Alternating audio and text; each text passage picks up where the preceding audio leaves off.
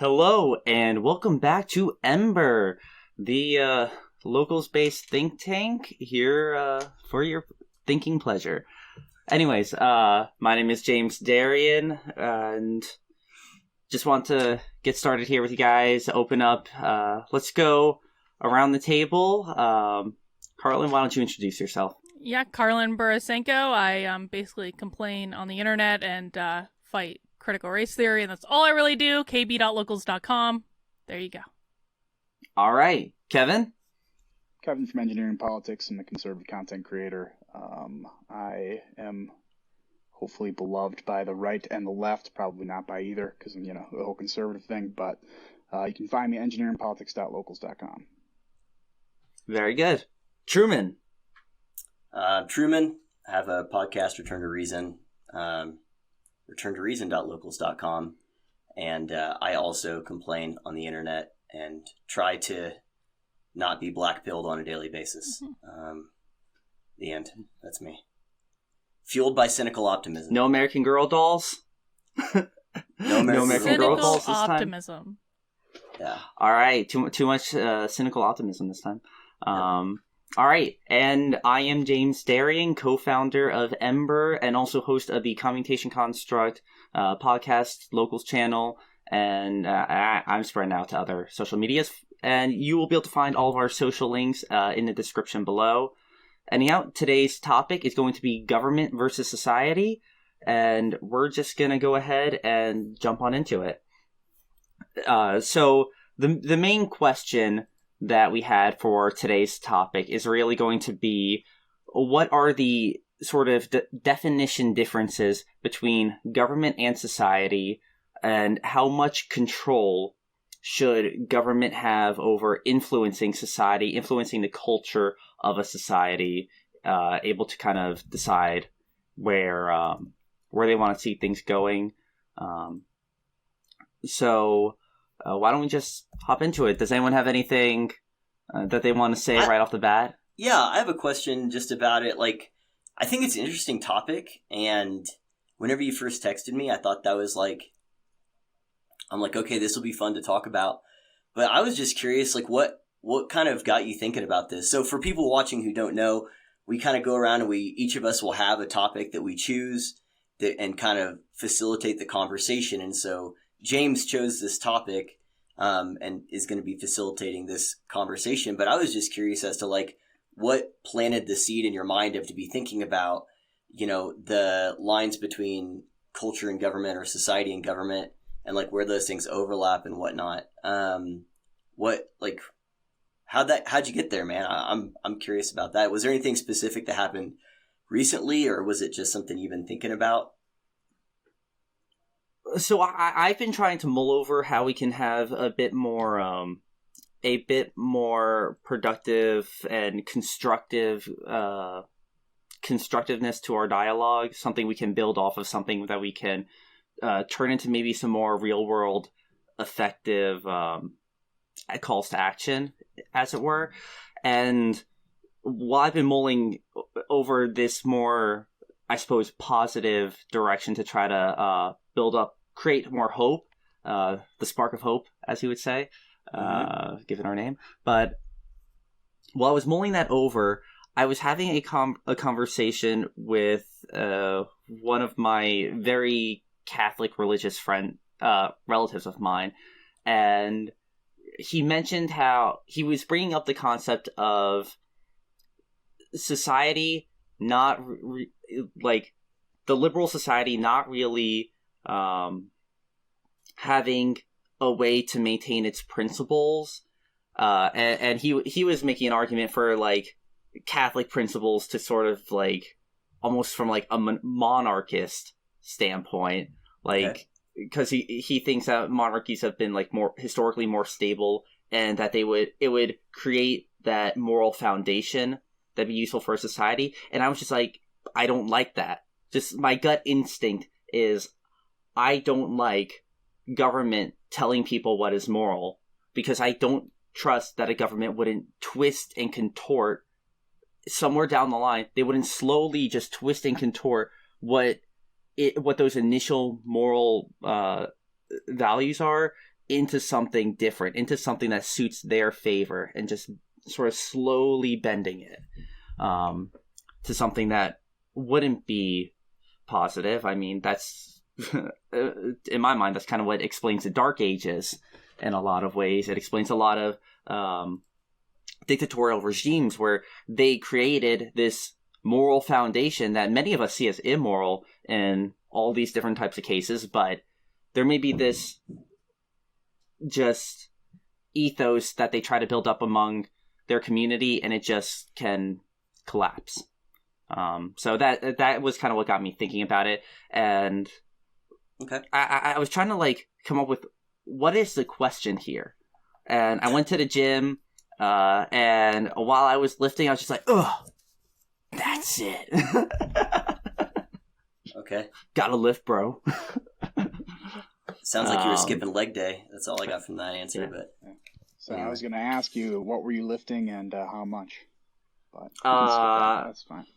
Yeah, I do 35 curls, 45 dumbbell press, and which isn't super impressive, and I would do like a lot of squats. So I it's not leg day, not skipping but leg it day. includes legs. Hey man, it includes legs. Kettlebell squats are a lot of fun. But they're still good to do. Anyway, no, thanks for answering that question. Yeah. So that was all I had. I just thought it was it's easy to be kind of caught up in the specifics of Karlyn and I were talking about this the other day, of like CRT stuff or these just specific things here topically, and to kind of go down that rabbit hole and tunnel vision on that stuff. Not that it's not worthy stuff to talk about or think about, but whenever you brought up something that was kind of a more macro type question of just like the philosophical question of government and society, I was excited for it. I was curious how you got there. So anyway, yeah, that's it. Yeah. Yeah, and I think your question, at least, in the outline version is like the defining differences between government and society, and if there is any, and how they differ. And, government to me, obviously, is the governing body of that nation, and the society are the people within that nation. So the government provides the rules to the game, and the society are the people playing the game. But when it comes to their kind of relationship together, bring this down to the board game level. There's rules to every game, but it's really the strategy of the people within the game that make the game fun or make it, more operational. So when you say, who's got the better government, sometimes it's like, what board game do you want to play? Sometimes it's not the interesting question. It's like, who do you want to play with? Sometimes games are more fun depending on who you're playing them with and what strategies they implement. So the way I think about this is the government's providing the rules to the game, but the people are providing the strategy within the game. And sometimes that strategy is actually much more important than the rules and will incentivize people to play the game with you. So that's the way I kind of see it. Okay.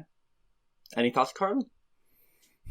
I mean, my only thought on this, honestly, is like, I think that the goal should be to really, I mean, I guess like I don't think that most people have really thought about what they want government to do for them and what, frankly, is none of government's business to even decide. And I think that there needs to be like really specific thought about this. Like, what is government's responsibility versus what is your individual responsibility? I think my perspective at the moment, at least, is that the role of government should be extraordinarily limited to things like making sure we can defend ourselves if someone attacks us. I don't think we should be like going into like proactively going in like other places overseas. I don't think that makes sense. But like being able to defend ourselves is important.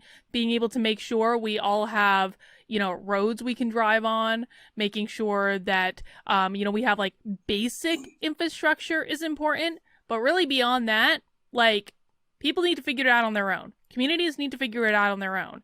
And I also think there's something to be said for like, what responsibilities do we look for in more like local government versus what responsibilities we look for in federal government? Because I think the whole system right now is just gotten completely out of whack, where people are looking for basically the government to be mommy and daddy and provide them with everything they need. And if people have forgotten that they are perfectly capable of doing most things on their own or procuring most things on their own, that's going to be a problem. I don't know. Very vague thoughts about it.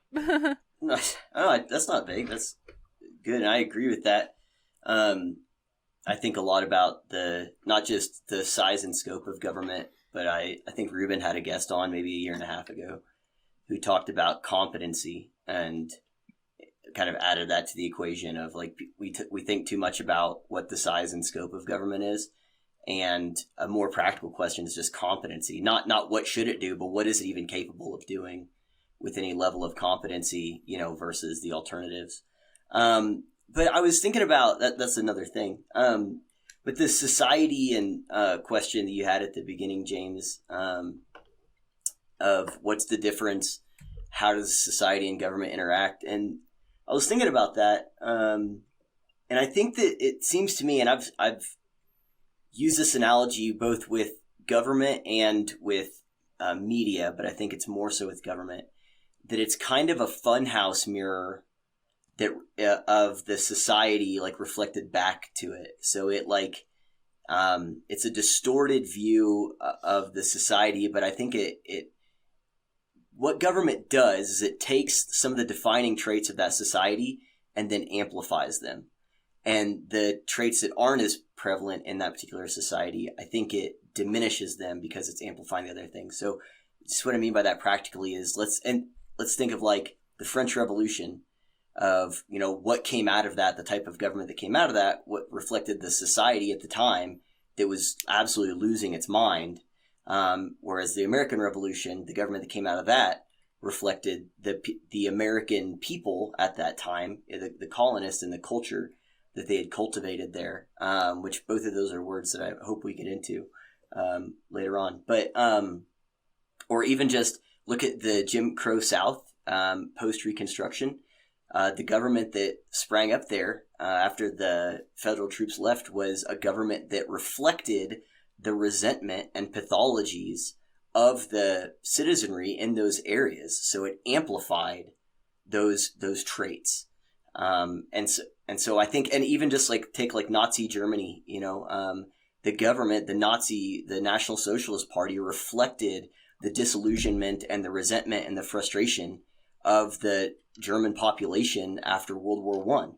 And so it amplified the pathologies of the society. Whereas again, you take America, I think is something special there, that the government that we created, that our founders created, amplified that independent spirit, that love of liberty, the people that settled here. You can go back even further and look at the differences between the government and the social structures of Athens and Sparta, and see how the culture of Sparta was amplified in the government and what they did with the agoge, I think is what it's called, with the kids, going through that warrior training, where as the Athenians, it was, the society there had more appreciation for knowledge and the arts. And so that was reflected in the government. And so, yeah, I think that in a way it's, that Breitbart thing, the government is downstream from culture, or politics downstream from culture. A society is the people in an area, and the culture is their shared norms and values and customs, as much as can be shared. The bigger the population gets, the harder, the more vague. I think, James, you brought this up maybe a couple conversations ago. The bigger the group, the more you have to kind of be more loose in your definitions of what unites them, because there's going to be such divergence.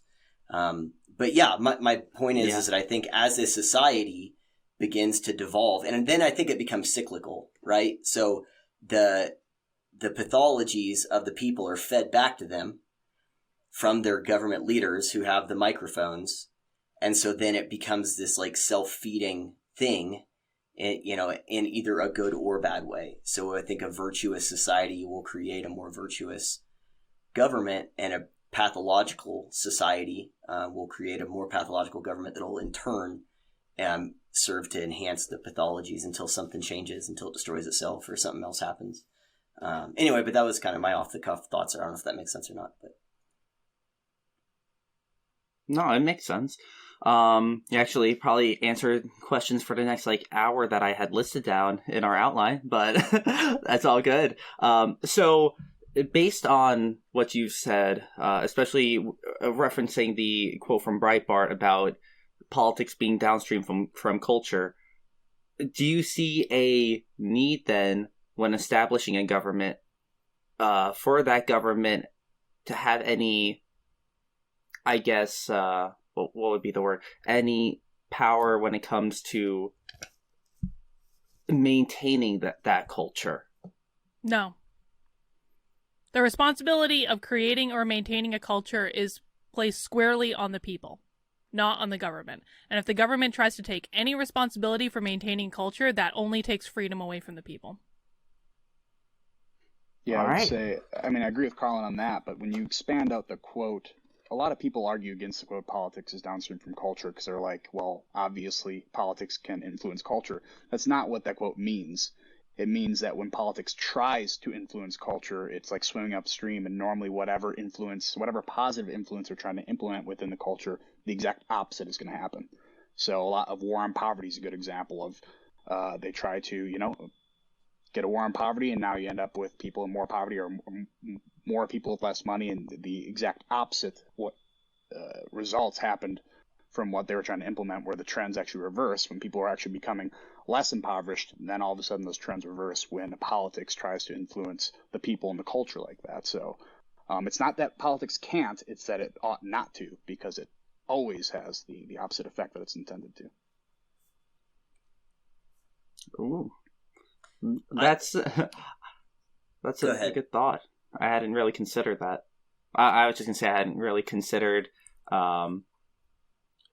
just how much the government sort of action leads to an equal, or not even an equal and opposite reaction, almost a stronger reaction in the opposite direction. Yeah. I was thinking about, so to the question about should the government be trying to shape culture, I think that, how does it part of it? I think that the example, it's funny, the second time I've used a decorating a house example. But if I'm going to decorate something, I don't stop to think about what do I like. I just, your mind will naturally gravitate to the color schemes you like or the themes that you like. You don't have to stop and ask yourself those questions. You'll just do it because it's an authentic, organic extension of yourself and your preferences, right? So I think that if the government was actively trying to force something into the culture, it was probably a red flag that whatever they're doing is not something that's authentic to that particular society or to that particular culture, because it would already be happening organically, right? And so, an example would be, so here's one that made sense. So the abolishment of slavery was an organic outgrowth of the Constitution, the Declaration of Independence, the ethics that the country was founded on. It wasn't contrived. There was resistance, yes, but it was something that succeeded because it was authentic to the culture there. It was complicated because it wasn't something that was authentic to the culture of the South, for example. They had a different culture and they had different ethics, and so that's why they opposed that. But I think anytime you have the government trying to implement some type of cultural ministry or something like that, like we saw in the Soviet Union, it was usually as a do this instead of this. We want to steer where you're going because we have a specific goal in mind. In other words, it's forced and not organic. And that's an expression of force. That's an expression of control. That's an expression of power and the seizure of power and liberty and control from the citizens whenever the government is trying to intentionally do that. That's how I think about it, that there's going to be the flavor of a culture and the values of that society is going to be in just how the government talks about things and how they address certain things, for sure. But if there is some here's the new agenda, guys, here's the new thing that we're focused on, and you got a lot of people scratching their heads or going, I've got questions, or oh, I thought we were doing this, then that probably means that it's not authentic. And that there's a different reason, there's a different motivation for the government trying to influence the culture than it being an authentic or organic outgrowth of just where that society is. Does that make sense? So I have a follow-up real quick, Truman. 100% agree with you, but like take the example of the Soviet Union and, kind of the ideas listed out in books like Gulag Archipelago, where, they are being taken, just being arrested for basically nothing, but being arrested just to serve their time effectively. But, you have 2 officers walking into a building of 100 plus people and they're just taking people out with no resistance. It's not because the people were necessarily scared of them. It's because freedom was not a high priority in their culture, in their society at the time. So does sometimes us as people who influence our government culturally allow them to overstep their bounds? Because that seems what's happening now, right? Yeah, people absolutely. are freely giving up their freedom because they don't want the burden of freedom. Freedom is a burden, right? So you have to be responsible. That's the pathology. That's, really scary that's cowardice. Right. Yeah, that's the government reflecting the cowardice of the population and embellishing it. Sorry to interrupt, but yeah, no, I totally agree. That'd be an excellent example of that. I don't know if I would call it cowardice, though. I think it is a complete lack of self-worth and self-value, because if you are looking for someone else to provide for you, fundamentally that means that you don't believe that you are fully capable of providing for yourself, which I think that can lead to I think that cowardice is an offshoot of that. But the fact that people keep electing these politicians who will take away their businesses, take away their livelihoods, not give it a second thought, the people are asking for this. And I really, I've been thinking about this a lot lately. I truly believe that, through the education system, we have actively taught people to be disempowered and to look to everyone else except for themselves for the answers to their questions and the answers to their problems. And this, I think, is actually the biggest problem in our culture right now, is that we have raised, probably multiple generations of people at this point that are completely disempowered, that would not know what to do if mommy and daddy government wasn't there to provide for them. Yeah, so I think we might be saying the same thing, just differently here. So when I say cowardice, let's see if I could use a different word and see if that maps onto what you just said. It's a fear of trying something on your own. It's a fear of failure. It's a fear of the discomfort that would come from trying to forge it on your own. That's the quote, I can't try to remember his name, but he said, people don't want to be free. They fundamentally just want to be taken care of. And so I don't know if think, I would say, oh, sorry, go ahead.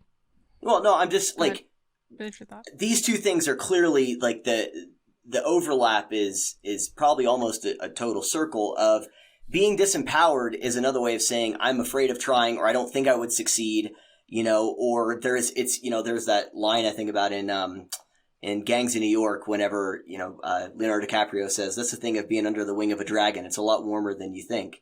And so the being under the wing of the dragon of government, there's a certain comfort there. That's what Yao Min Park talked about whenever she finally made it to South Korea and experienced freedom for the first time. And she found it stifling, because when she was in North Korea, everything was taken care of for her and she wasn't responsible for her life. And whenever she felt the weight of responsibility for her life, it was overwhelming for her.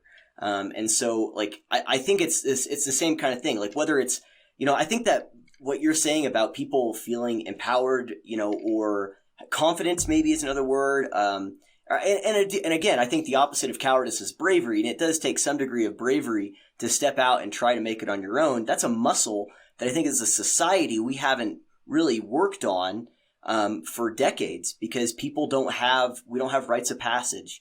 We don't value going out on your own and striking it out on your own. We value being basically institutionalized your entire life, just in different forms. And so I think we're probably saying the same thing, just a little bit differently, in that they go hand in hand for sure. Yeah. I would agree that I don't think that what we're saying is too dissimilar, and the distinction is probably even too minor to worry about. But I want to say that I do believe that there is a difference between thinking you can do something and being afraid that if you try it and you might fail, and not even realizing you have the ability to do something to begin with. And so an example I'll give is like, when I started my business, I knew I could start a business. I knew that I had the possibility of being successful. I probably wouldn't have started my business if I didn't think I had the possibility of being successful. But I was terrified. I was absolutely terrified. And that fear kept me from really digging into it for probably like 3 years. Because I was afraid that if I went for it and I tried it, I was going to fail. I was going to have to go get a real job again. I was going to have to admit that I failed, all this stuff. But I could still see that success was a possibility. I think that we're raising, and I particularly look at like the Zoomers that are graduating from college now and have been for the last couple of years. I think we're raising an entire generation of people that literally do not understand that it is possible to live without the government providing for you. I think they don't even recognize it. Or desirable. You know what I'm saying? Do you think that it's not just a possibility, but they don't see it as desirable? Do you know what I mean? It could be both. Or it could be both, a mixture of the two. Yeah. Well, I think too, so I originally set up the Soviet Union example to move to a kind of a contrasting example of, so I'm reading The Road to Serfdom, because Truman told me I had to. And, Hayek talks about the UK and kind of their transformation this way. So I'd say the Soviet Union started in the culture, and the culture desired this type of totalitarian government, and that's why it went that way, whereas the UK had an event like World War I and World War II, where during a wartime effort, you kind of have to consolidate all of these different businesses and move to a more planned economy rather than, a more free economy.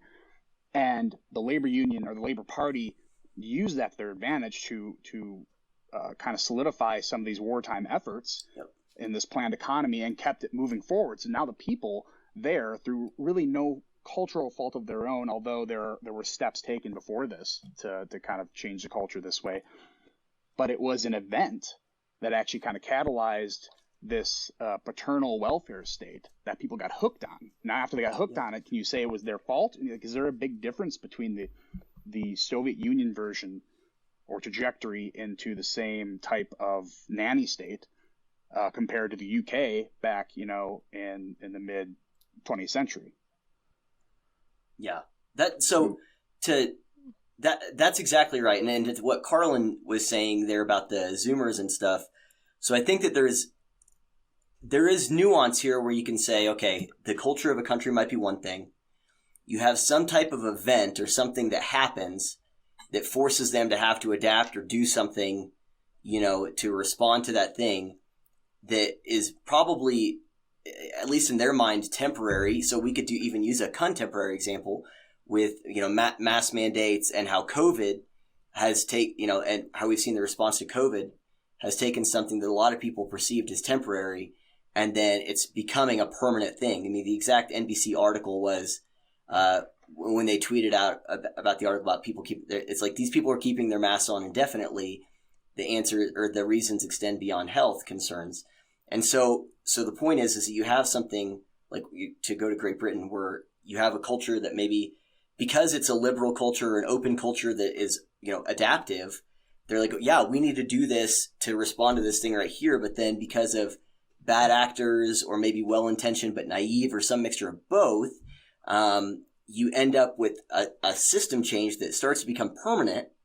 And the permanence of that system then begins to feed itself and create a different culture and a different population, because time is dynamic, not static. And that means that populations are dynamic and not static as old generations fall and new generations rise. And so then now you have an entirely different culture. I often cite this Pew Research poll from 2018 that showed that among Gen Z conservatives, self-identified conservatives in Gen Z, I think it was 52 or 56% of them said the government should do more to solve problems, not less. And so that is a fundamental paradigm shift for conservatives even, or self-identified. My guess is they don't know what conservatism even is, but the point is that if you were to poll self-identified conservatives, 50, 70 years ago, they probably wouldn't have said that. Maybe even 30 years ago wouldn't have said that. And so there is a way in where the government does then start to change culture through these things that it might implement that are just different, and it becomes, I mean, that's what Hayek talks about, when they do the planned economy, is that what starts out as temporary becomes permanent as the younger generation, as people get used to it, and then they start to make arguments, and it becomes like a self-fulfilling thing and a cyclical thing. But yeah, so I think that what you said, Karlyn, about this generation, and Kevin, that point, I think those go hand in hand really well, because cultures do change. And sometimes it's not a result of the pathologies of a culture. It might even be a result of the virtues of a culture. Like, again, in Great Britain, being adaptive and being able to coalesce and overcome tremendous odds against them in World War One. Yeah, and I think too, just to go along with why people would see control of government, I mean, Hayek also talks about this meaningless control that they don't want, that they want to escape. Right. I mean, how much of us find meaning in, our healthcare, our health insurance?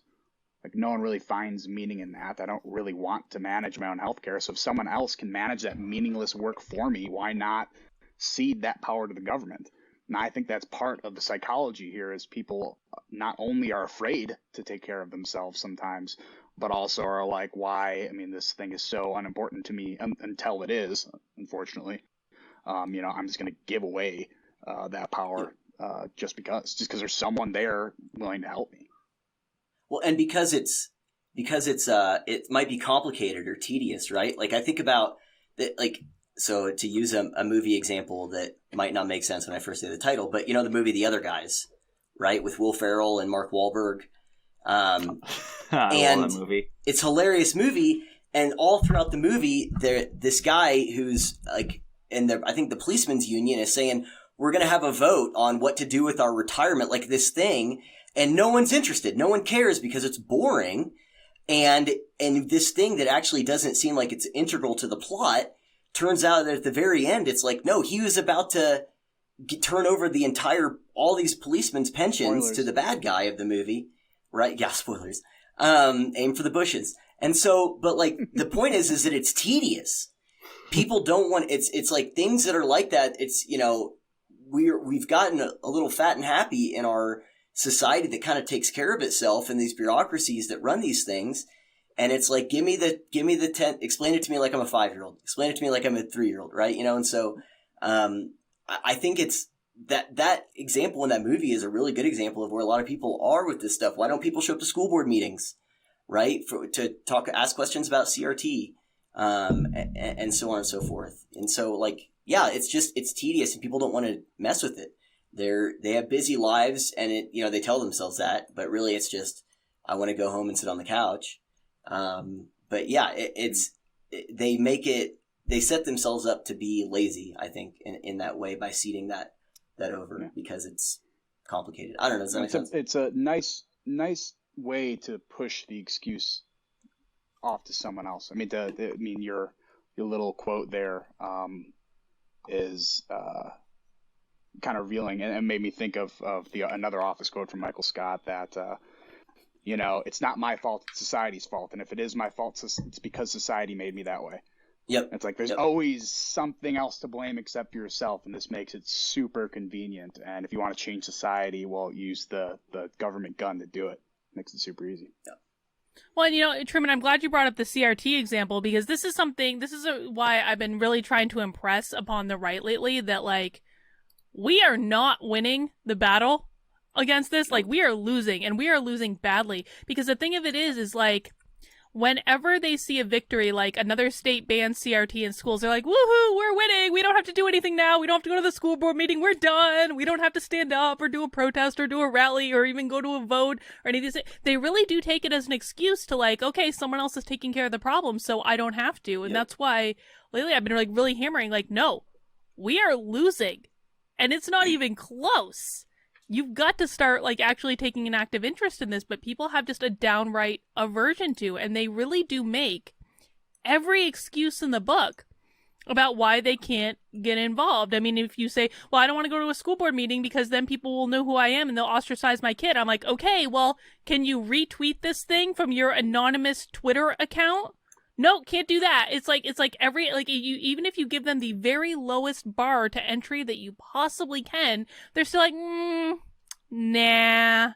And I just like, I don't understand that particular mentality at all. It's like, and it's like, if you are not willing to stand up and say something when the government is funding teaching your children that they're racist, then what are you willing to get involved for? Honestly, it's a I'm serious just curious. bystander effect on the right. Yeah. They have a serious bystander effect where it's like it's exactly what you say. They see some other people doing it and they're like, well, okay, now I don't have to. Like they don't see their role in it. Yep. Well, also I don't think they feel supported by the culture at large too, which is not an excuse, but I mean it's much more scary, I think, to them. Although, again, to Karlyn's point, your anonymous Twitter account should make it much easier to do it, to speak out. But yeah, that this intimidation factor is just something that we seem to have a bravery deficit in general, and it seems to a lot of collapsing societies. It seems to be a common characteristic. Yep. Yeah, that is for sure. And that's kind of one of the main points of this conversation is, well, if we recognize this, then what is the best way for us to begin to sort of try to re-influence people in a more productive way? Should we be just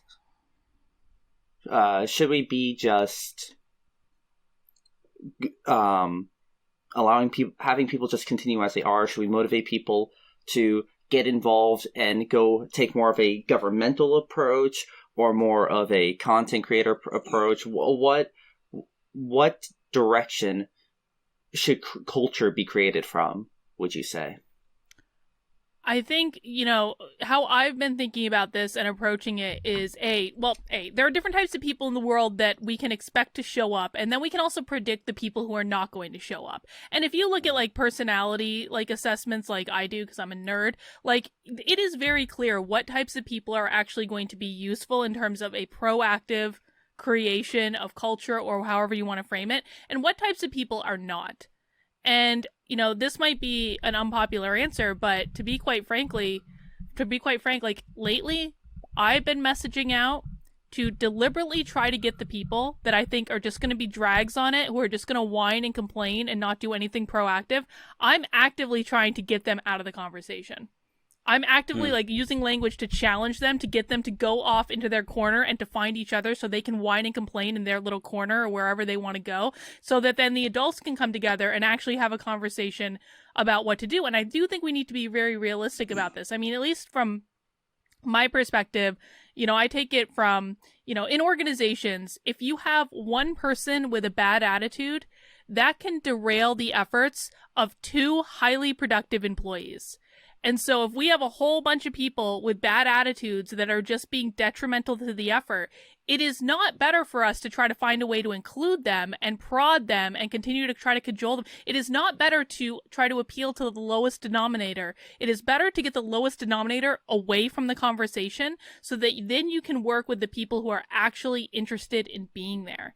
And I think that one of the problems is that, and I especially see, I know this conversation isn't specifically about the right, but I do absolutely see this on the right, where they're very afraid of conflict. They want to bring everyone in. They want everyone to feel nice. And I'm like, that's great.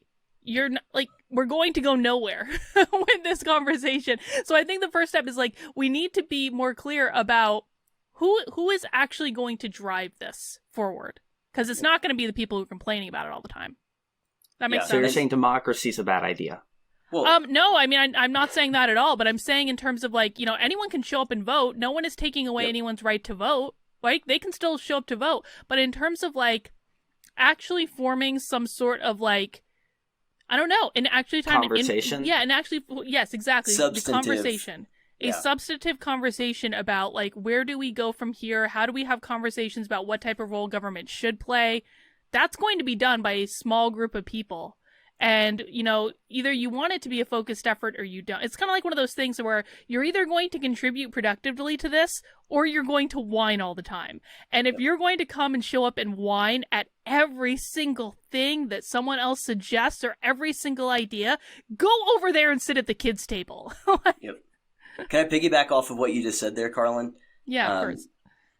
So first off, yeah, I agree that the distinction, whenever you said, like, they want to bring all these people in, it's like, yes, we want to bring all these people in whenever it's time to vote, but whenever we're talking about actually trying to do something, you want the whiners to not be part of that.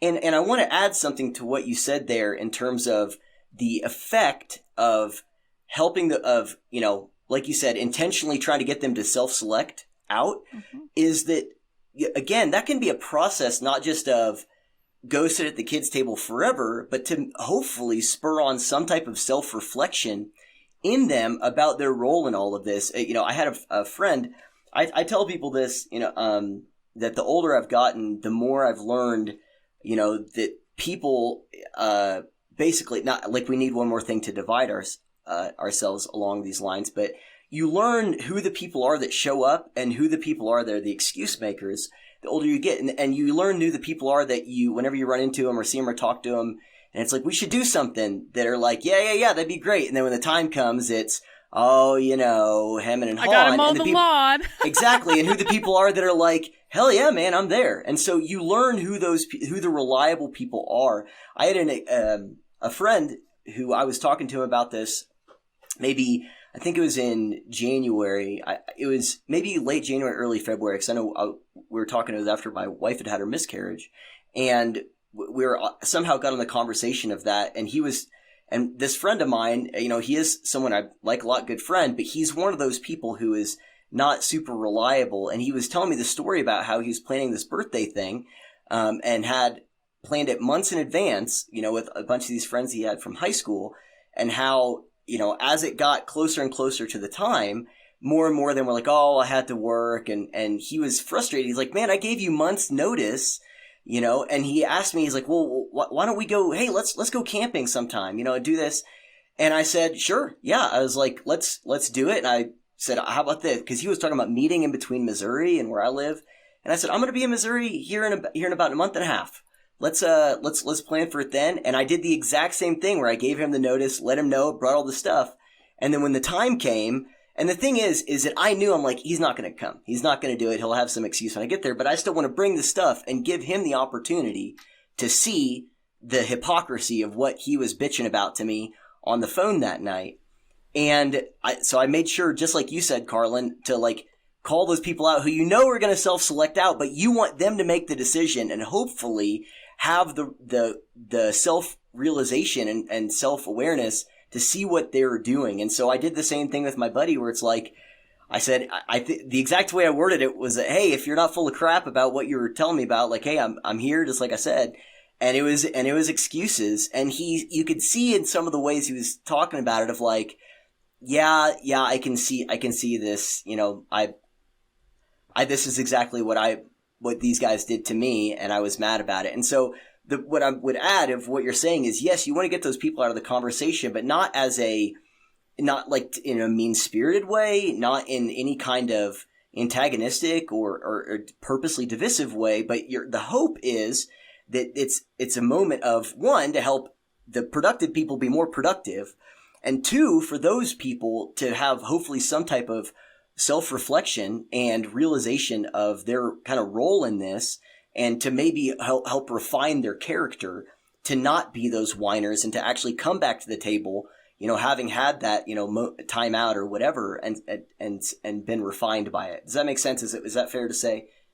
It does. I would disagree with you, and I would agree with you at the same time, because I mostly agree with everything that you just said. I agree that if we're sending people to the kids' table, it's not that we don't want them at the adult table. We just don't want them totally derailing the conversation going on at the adult table. If they want to come in and be fully participatory in the conversation at the adult table, welcome. Pull up a seat. We're so glad you're here.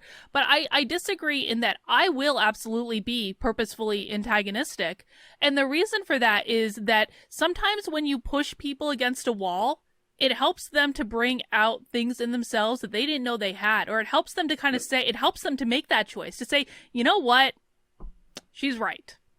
She's right. But I think going on the kids' table example, I mean, the reason you have a kids' table is to not only tell a kid, hey, stop being over by the adults, you're annoying us, but to show them it's like this is your position until you grow up and act like a big kid or an adult, right? Yes. So I think part of the process is not only to send them away, but is to intentionally tell them, we're sending you away purposefully because you are doing something wrong. You're not contributing to the conversation at all in any positive way. And you have to intentionally, you know, like kind of like Truman's example, it's like the person's not going to know they're doing something wrong unless they're told they're doing something wrong. If they just skip out on something, you know, they're going to keep doing that behavior until someone says, hey, stop doing this. This is the reason that people are not going to invite you to stuff anymore. This is the reason why your opinion is no longer valid in this political sphere, is because you keep derailing the conversation. So you have to tell them that part in order for them to understand and come to the other side, or they're just going to, you know, ditch you and leave entirely, which is also not always the worst problem to have. I was going to say, I'm perfectly fine with that. And whenever I said intentionally antagonistic, the distinction I would make is I'm not saying you can't call them out on their bullshit, like, and be specific about it. Like, no, I totally agree with that, because that's part of, like, that process of refining is that kind of rebuke of, like, dude, that you're screwing up, you know? I'm just saying you don't, like, hey, you're a piece of crap and I hate you, you know, and go away. Like, I'm saying you can be firm in the reasoning of why they're, you know, not part of that, or why you don't want them to be part of it. The minute that you want... Yeah, the minute you want to stop being lazy, you are welcome to come back. Yes. Yeah. No, I'm just saying that I wouldn't put ad hominem into that, but there's nothing wrong with telling people, like, dude, shit or get off the pot. Like, you're not useful here right now. And to be, I think being frank about that is not just a good thing. I think it's necessary, at least in the context of what we're talking about here, because you don't have a lot of time. Like, just think about, like, if there's a squadron of soldiers or a platoon and they're ambushed, and the whatever captain or commander or whatever starts barking orders, the guy who's like, can you be nicer? Can you say that nicer? Or starts doing that. It's like, dude, get the fuck out of here. Time is of the essence. Shut up. Like, don't. You know what I mean? And so you mean the way the American military is acting right now? Right. Yeah. Very nice with their commercials. And so, I think we're on the same page with that. I think we are too. And do you think there's a way we could culturally institutionalize this? What do you mean? What I mean is, do you think there's a way that we could create within our culture a way where this mindset of there needs to be the adult table and the kids table, we're directing how we drive the conversation. While I agree that it's something that needs to happen, is there a way that we could make it almost more culturally mindful, something that will last throughout, something that could last through generations? Oh, no, I don't think so at all. No. I really don't. The only way to do it, yeah. The only way to do it culturally is to kind of build a tradition out of it, right? Is to repetitively call out bad actors when they're acting bad. The problem is, I'm going to say much from a conservative standpoint, is they've built the opposite tradition, is to not call them out because that conflict's too uncomfortable. Yep. So we can see that it was built in the other direction. That must mean it can be built back in the direction it should be, where you're calling people out for bad behavior. And that's just something, it's kind of like a tradition. It's like you have to build that as a social norm instead of being all scared of it. And have some bravery. And to kind of just at least flush out, because what people might have just heard you say is we need to have a call out culture. And they would say, well, we already have that. And so the point is there is a difference between calling out. Call out culture. Yeah. Exactly. There's a difference between the microaggressions crap and legitimately saying, hey, that's wrong, you know, and to not have it in something that's like rooted in resentment or some type of moral superiority, but that's rooted in, we just want to preserve a stable society. Just fact. And James, to your question about being able to instantiate it in the government, or institutionalize it, as you would say. Again, I would go back to my point earlier. Not necessarily within the government, but possibly within the society. So, to my point earlier, I mean, either way, is that if something is already organically part of that society, you don't need to institutionalize it. So an example on a micro level would be, my guess is if I went to my church's homepage and they had like just kind of what we believe for core doctrines, they probably wouldn't say, we do not have anyone here that has 5 wives. They probably wouldn't need to say that, because it kind of goes without saying within the culture of my church that they don't need to say that. And so, like, they probably don't have a overt expression. Here's something you just see anywhere. You don't see an overt expression that pedophilia is wrong, although we might increasingly need that. But because it just kind of goes without saying that we don't have to institutionalize that and have it as some type of official thing on the walls, because we kind of already know that.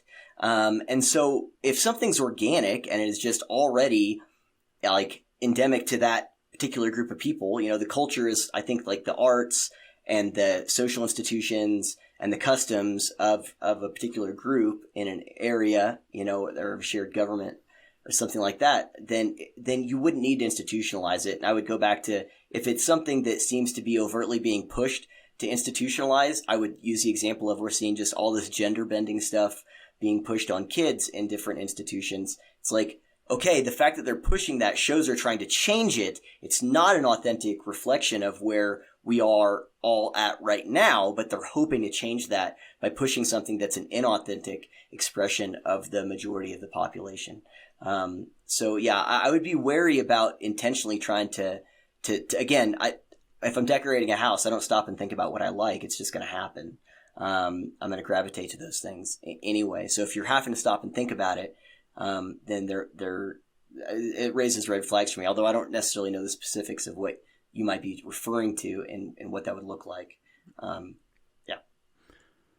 Yeah, I mean, I think an example of the attempt to institutionalize something in the culture is something you just came across, Truman, is, transing the kids is something that just kind of popped up as a moral positive in the last couple of years, year or so. And the attempt to institutionalize that was through institutions like the media, right? Because culture is not an institution in and of itself, but there are institutions that can aid in cultural change. And I think rather than trying to institutionalize something in the culture, we need to de-institutionalize some of these awful ideas that are being forced down the culture's throat and now just being deemed as acceptable overnight. Yep. De-institutionalizing. That's an interesting idea. And I think that actually suits a lot of the more, I think that's a more suiting conservative description of sort of what would be a traditional American value, traditional liberalism value. As a conservative, I don't like to do stuff, but I like to undo stuff. It sounds a lot like the progressive left. See, I have an issue, though, with this idea that things are being shoved down people's throats. I really do. I hate it when the right says this, because most of the time when they say it, what they're saying is something is happening that I don't like. And if we're talking about living in a free society where government is limited, then people should have the freedom to do what they want. And that, frankly, includes things that conservatives might not like. And I'm going to give you an example of this, is this Blue's Clues drag queen parade cartoon that's been going around that the right is all up in arms about, because they're grooming kids to be trans people because there was a drag queen talking about a parade and like for pride and all this stuff. Like, this is the type of stuff where, like, I don't care. First of all, everyone in that video was dressed appropriately. There was no suggestion of sexuality at all in that entire video. Like, they're looking at different types of families, and I'm sorry, different types of families do exist, and children are going to actually be exposed to that at some point.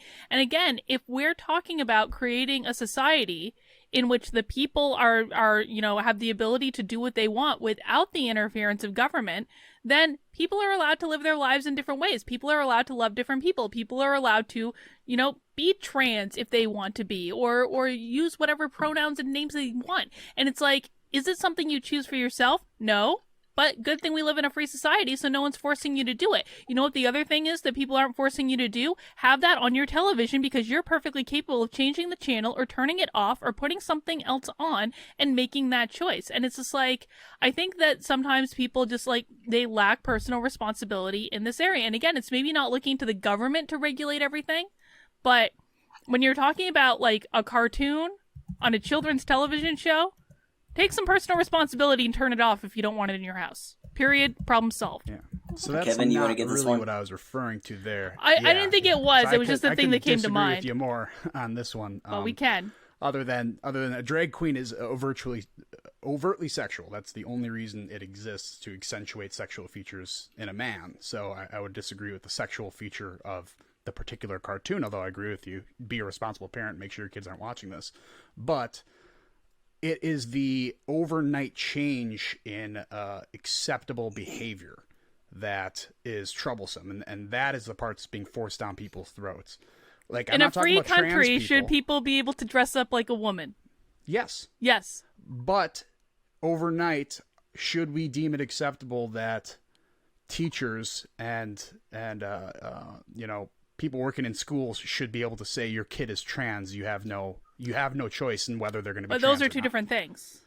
They're They're two not. different. I'm agreeing with you there. No, they're related. They stem out of the same culture. So, Well, they're related, Karlyn, of course. can I use a different example back towards you and ask you? So, Cartoon Network, Sure. their pinned tweet is on their Twitter. Being an ally is about seeing your place in the problem and being actively anti-racist. Learning and speaking up is caring. The Crystal Gems say, all caps, be anti-racist. And there's a clip from one of their Cartoon Network shows about so there's a white guy who's like, I think the dad of this girl's band, and he's talking about seeing himself as part of the problem and how to be an anti-racist ally and how we can take down the whole racist system. And that's a Cartoon Network thing. That's their pinned tweet on their Twitter profile. So I agree with you that parents can control what their kids watch. It was funny. I sent that Blue's Clues thing to my wife, and she said, I'm not watching that, and that's why our kids don't watch Nickelodeon or Cartoon Network, because of this kind of stuff. The thing I would say is that most parents don't know that that is the shift that has taken place whenever it comes to this programming. Now, the steel manning of the other side is, well, they should be paying attention. They should be paying attention. Exactly. And that's on them. And that's on them. At the same time, there is a bait and switch that has taken place in terms of a lot of these things. Just thinking about drag queen story hours at libraries. Parents, it's like, okay, there is an expectation of what you're getting from these certain institutions. School's a good example. There is an expectation of kids are getting an education, not being taught 1619 crap that's anti-factual, or not being taught that they're racist because they're white. My wife was telling me the other day about a woman in her Bible study. She has a friend who her kindergartner had to, and all of the ones in her kindergartner's class had to stand up and apologize for being white. That's a bait and switch. And so there's a difference between if you have an understanding of what that thing is and what it's providing, then okay, yeah, then you know to avoid it. But if they all of a sudden just start cranking out, so don't even think about the Blue's Clues thing, go to Cartoon Network, and it's like, I thought this was Dexter's Laboratory. Now it's the Crystal Gems talking about you need to see yourself as part of the problem and be anti-racist with kid stuff. People did not have that understanding of that's what they were getting. Again, parents should be paying attention and not watching it, but that doesn't mean it's right for them to do that bait and switch stuff either. So both of those things can be true at the same time. Parents need to be more vigilant. These companies are also... Hang on. Nickelodeon is a private company. Cartoon Network is a private company. Yes. And they can do whatever they want. Now, do I agree with it? No. But at the same time, I think we've rounded back nicely to people on the right being lazy when it comes to this stuff and not paying attention to what's going on and not wanting to see what's going on. And frankly, if they were doing their job and paying attention to what they're putting on the television when they sat their kids in front of it, they would have no cause to complain because they would know to not put on the Cartoon Network or Nickelodeon just like your wife did. And again, I think that that's an exercise of personal responsibility. I don't think the government should be telling private TV networks what to put on their shows. I think that the TV networks should be trying to make smart decisions based on what people are willing to watch. And if people are willing to watch that and subscribe to that, then Are they going to take advantage of it? Yeah, probably. The only thing that's going to change is when they realize that people are not going to, when people take personal responsibility and say, no, I am not going to subscribe to the Cartoon Network. I'm not going to subscribe to Nickelodeon. They're going to take their dollars and go somewhere else. And I think that that is not on the responsibility of government. That is only the responsibility of people. Yeah. And I'll tell you what, this whole cameras in classrooms thing, 'cause I've been arguing on Twitter all week about whether or not we should put cameras in classrooms. Some of the pushback I've been getting is from conservatives who literally don't want to know what their children are learning in these classrooms. They care less about knowing what their kids are learning in these classrooms than they do about putting a stop to it or fixing the problem. And I think this all goes back to where we started at the beginning of the conversation, which is lazy people are lazy. And until they stop being lazy and actually start taking a proactive interest, then the people who are taking a proactive interest are going to be the ones controlling culture.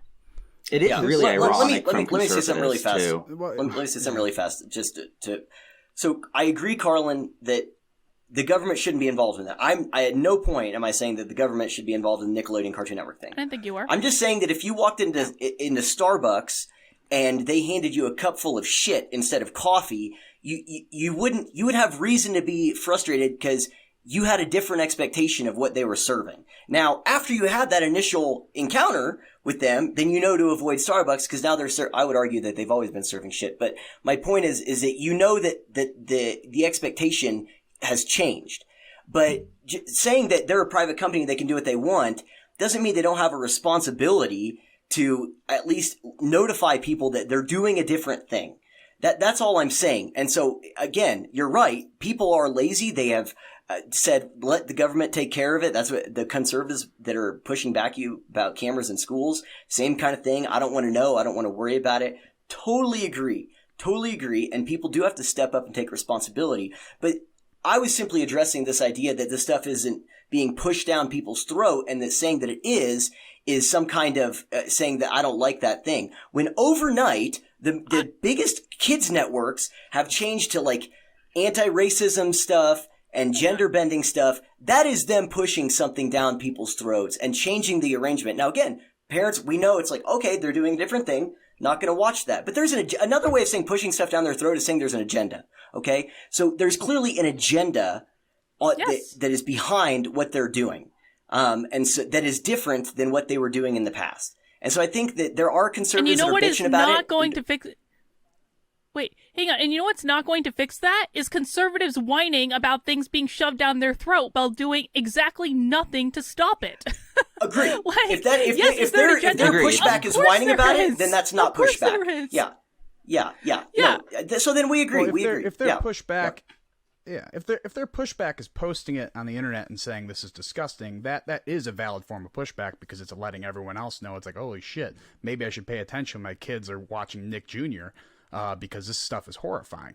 But honestly, I don't think, Karlyn, that you're really arguing the point that I'm trying to make. I think you're arguing the product of the point I'm trying to make. And the point that we started out this conversation, this part of the conversation, by saying what happens when someone else tries to force down institutionalized culture change. And I think this is the perfect example of it, that yesterday it was perfectly fine to say my daughter is a girl and my son's a boy, and now today, if you say that, you could be considered a bigot. Like, this was that is the force down. This just didn't happen organically. This is every institution that has the ability to provide this kind of messaging, all agreeing and saying, all right, this is the switch that we're going to do right now. And I think the Nick Jr. episode is a product of that. Or the Nick Jr. episode and the Cartoon Network were responding to the culture shift that already happened when people weren't paying attention. I don't think that Nick Jr. and Cartoon Network would be doing this stuff if they didn't feel there was a market for that. They're responding to what they perceive as the culture shift that is already. I don't believe that the executives at Cartoon Network. I don't believe that they're. Episode is made for any real person. I honestly doubt. I disagree. I think that they are responding to the shift that's happened in the culture, and the shift that's happened in the culture is the fault of the people. It is 100% the fault of the people. And if the people want something different out of their culture, then they should take personal responsibility to fix it. Well, they have I think one of activists the- I working think one there. of the- That's who's making it as activists. So Yeah. what? And the Well, activists what I mean, I activists, like- happened is But we need to have like a reality check in that activists are always going to have jobs. They're like activists are always going to be working at the New York Times. Activists are always going to they're always going to be able to get a job somewhere. Like the number one like desired career for kids coming out of high school right now is activist. Why did that happen? Because the conservatives were asleep when the left was taking over the schools. That's because of the That's true. schools. definitely agree with that. Yeah. Yeah. But Yeah. what I think with that particular thing is I don't think that Nick or Blues Clues, whatever it is, sat down and be like, what type of a demographic are we looking for? We think this episode, they're going to all love it. I think they made the episode and say, you must love it. I think that's what they did. Because Well, no, Or- I think. no, they make it and I'll tell they you exactly say what they they're not going to pay attention. Hang on. No. They're I'll just tell you gonna put it exactly on. what they did. They looked at a calendar and they said, this is Pride Month. And so to virtual signal, so we don't get attacked by the LGBT activists, we need to do something to acknowledge Pride Month. That's exactly 100%. what they did. Like Yeah. most media companies make their entire content calendars around different types of holidays and different types of celebrations and what can we use to signal to our audience what our values are. That's what they a did. quick aside, what I thought this was Asian Pacific Islanders month, and then it changed to like what? Am I not we don't- wrong? We I thought don't care June- about Asians anymore, Kevin. I thought June was Pride Month. Yeah, Is it May? I could have swore that this, and it all happened at the end of the month. So, Karlyn, actually, Well- I think your point is valid. That at the end of the month, they're like, "Oh shit, we got to throw out this content out there." Yeah. We looked at as No, I bigots, think it is but- June, but they're getting it. It's like Is- almost oh, okay, it's okay. it's like extending beyond the month Why- now. Who why- even so this knows? is- They're gonna Yeah, have a whole, it- like quarter. Like last year, it was like 3 months. Yeah. Go with what you're gonna say, James. Yeah. Because I think they've expanded that into being like, oh, this is Pride, this is specifically trans, this is specifically like Wait, LGBT, like it's kind of like, okay, we're gonna have 1 month that's for everyone, and then like I don't know, it's just trying to like give every letter of the alphabet its own month at some point, so that it eventually will just be the whole year. side note, did you guys see that Skittles has gone gray for all of Pride Month because they're like the only rainbow that matters during Pride Month is Pride. So they're gray Skittles Oh, now. Oh, So Oh that my is God, an that's amazing. so dumb. That's exactly. So I was about to bring up Kellogg's that is crazy. and the cereal I wish box. they The colors of whatever, and they have like the pronouns thing on the side of the box.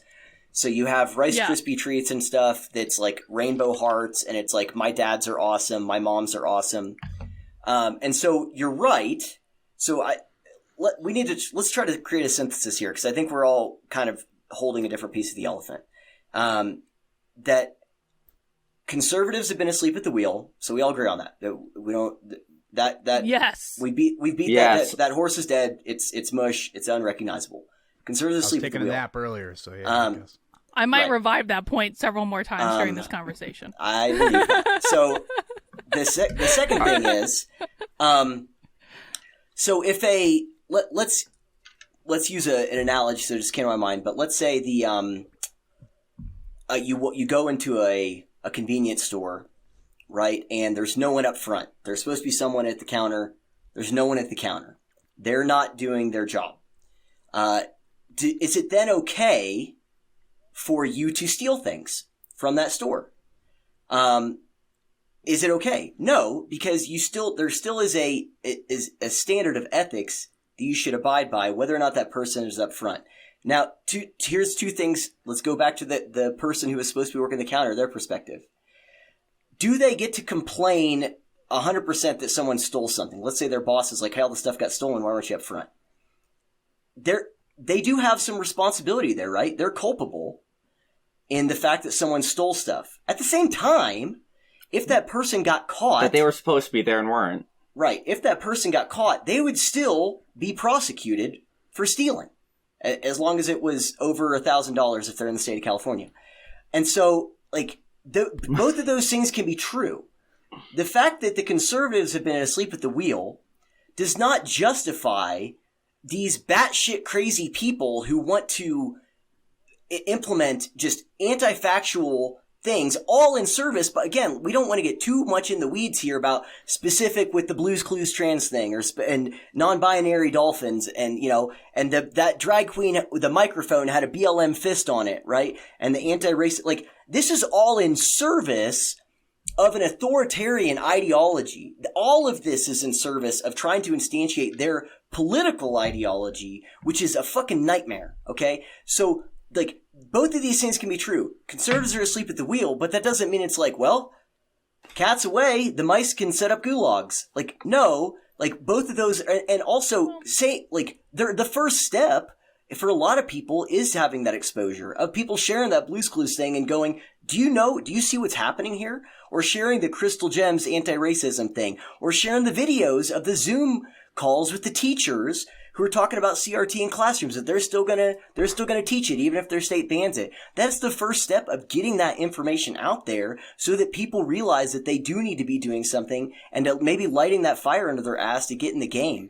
So I think that all of this is correct in a way, and part of the problem is the conservatives, part of the problem of being asleep at the wheel, part of the problem is the conservatives were continuing to be, obtuse and just naive about it, or having that bystander effect. But part of the problem is that we have legitimately insane demagogues that are trying to create an authoritarian, absolute dystopian nightmare here in the United States. And one of the ways that they're doing that is by trying to force these cultural things that are in service of a twisted morality that they then use as a cudgel against their opponents so that they can gain political power. So all of this is it seems to me, is all in service of the same kind of point.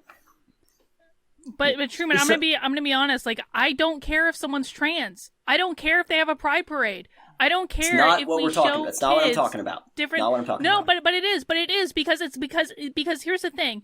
When this stuff happens, the right tries to paint everything as about this, and I don't always think it is. I think sometimes you're just showing a family that has two moms or two dads, and that has to be okay.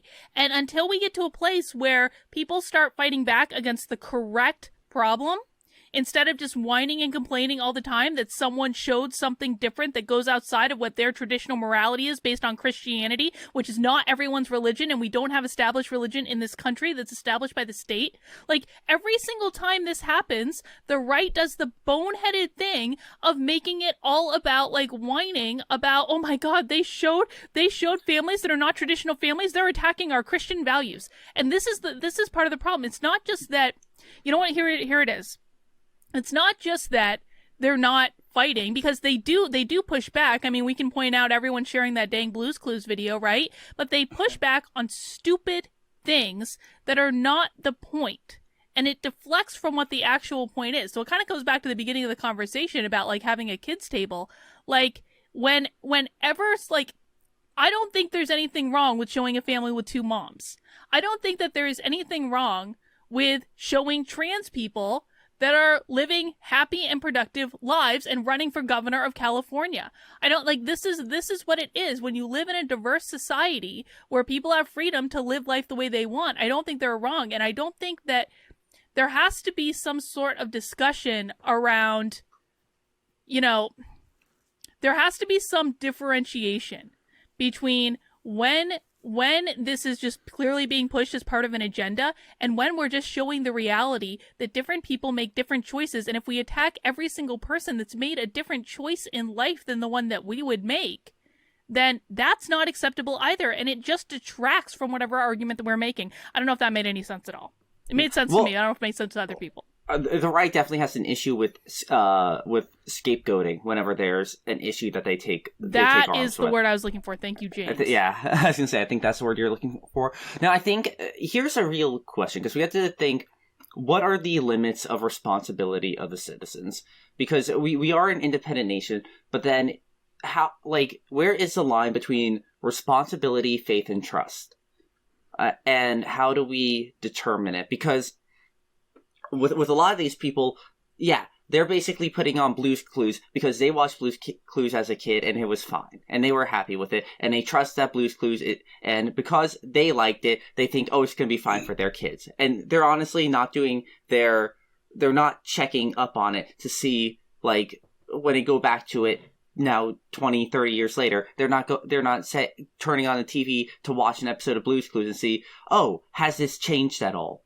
They're just assuming it's the same thing. Yep. But then that brings up the question of, well, how often do they need to be checking every little thing that their kid is doing in order to see if it's still maintaining the values or presenting itself in a way that they want to be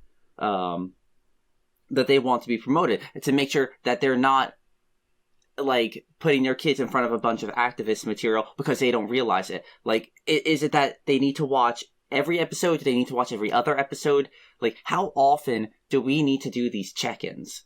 So, and like, are we able to have faith? Like, there is a responsibility, but there's also, can we have faith or trust that these organizations are going to continue to deliver the message that we sort of subscribe to them for? And it makes me wonder if an organization is ever making a change in direction, a change in philosophy, a change in principle. Should these organizations possibly even have to put out like what's